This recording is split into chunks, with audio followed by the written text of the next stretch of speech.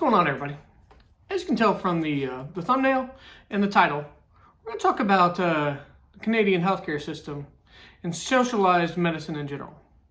Here in the U.S., we have basically a capitalistic healthcare system where you either have private pay, you have health insurance, or government-funded Medicaid, Medicare, things along those lines. Up in Canada, you don't have that. Basically, everybody's medical is taken care of through the tax system up there. And the Angry Canuck, if you don't know him, please go check him out. I'll leave a link down below. Posted that the picture that I used as my thumbnail the other day, and I was like, "What the heck? You know, what are we talking about?" And got to looking at it and talking with him. Found out that that particular hospital was closed over New Year's. I'm like, "What the heck? It's an ER. How are you going to close?" Well, did a little more digging into it, and it ends up that that particular hospital's ER is only open 7:30 in the morning to 1:30 in the afternoon. Meaning that if you have an emergency that you need to go to the ER, outside of that time frame, you have to go at least 30 minutes to the nearest hospital that would be open. And I wondered, like, is that a one-off thing or what? So I did a little digging. It turns out it is not.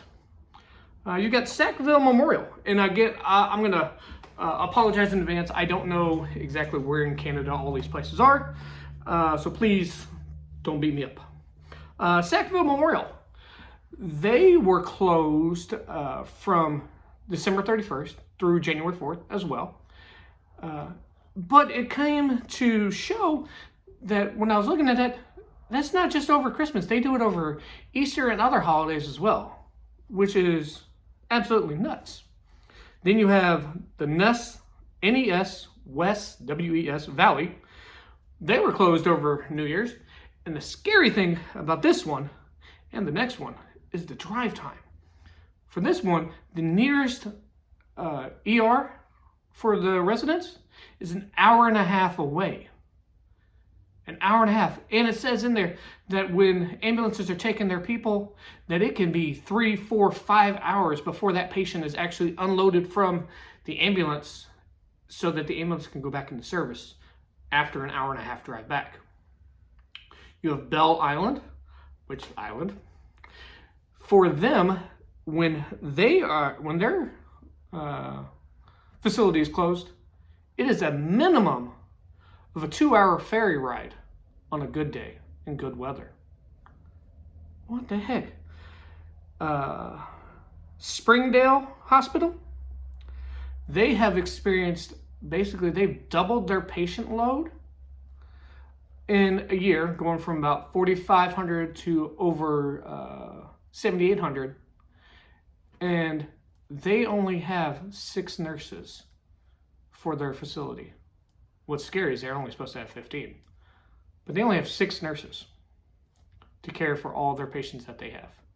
On any given day, if you figure that out, you're talking 20 patients and 2 nurses, maybe 3, if you split that up over a 12-hour shift.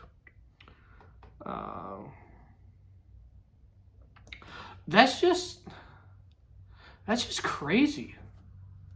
Reading about this, and there's tons more examples of hospitals closing early or basically having no staff.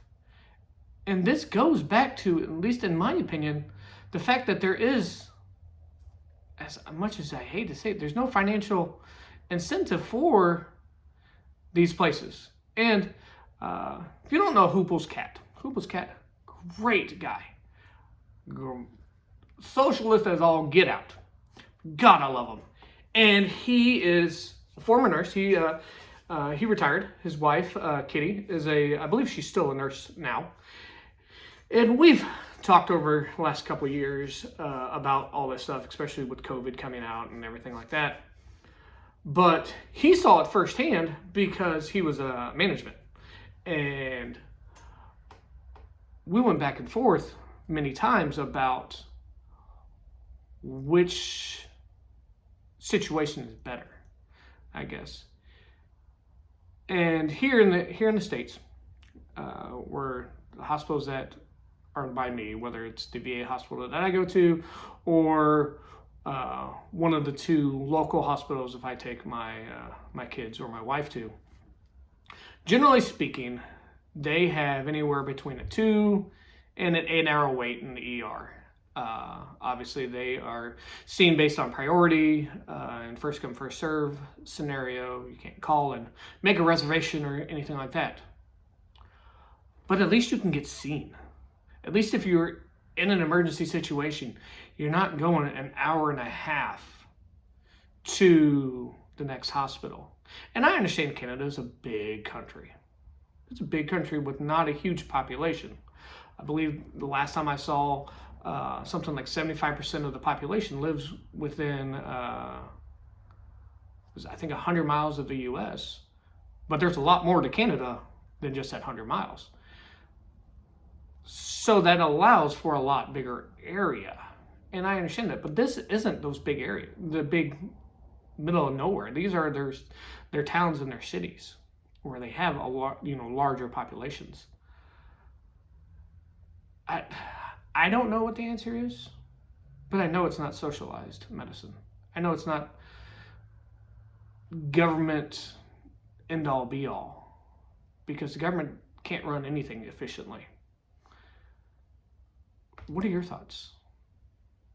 Because I don't know, but I know it's not that. Let me know what you think. Talk to you guys here later.